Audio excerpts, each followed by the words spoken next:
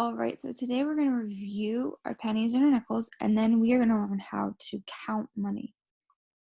So if you remember from yesterday, this is our penny, and it is our small brown coin with President Lincoln on the head and the Lincoln Memorial on the tails, and it is only worth 1 cent. And Mrs. Carmody is going to use the little whiteboard today. So if you see a circle with a P in the middle, that means it's a penny. The other coin we talked about yesterday was the nickel. And the nickel is our medium-sized coin, and it has President Thomas Jefferson on the heads and his house on the back.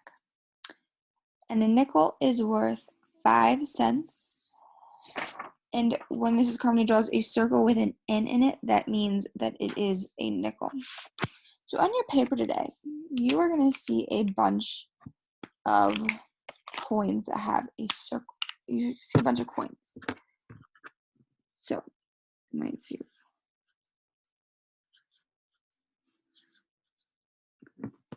You might see some circles with P, or some brown circles, or you might see some silver circles.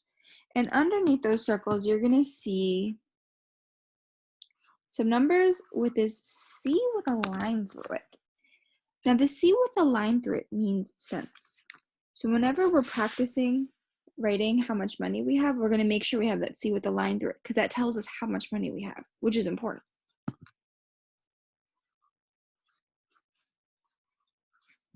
So our options are 1 cent, 2 cents, or 3 cents.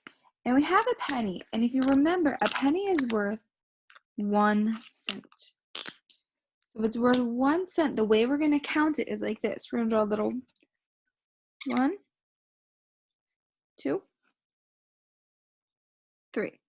So that means we have 1 cent, 2 cent, 3 cents. So we're going to circle the 3 cents. So that's when we have a penny, just pennies. Now it gets a little tricky once we add that nickel in. So let's try some adding the nickel in.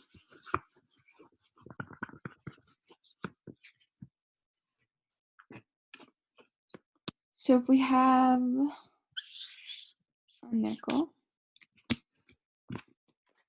we have 1 nickel there, and then we'll add some pennies. There's one that works.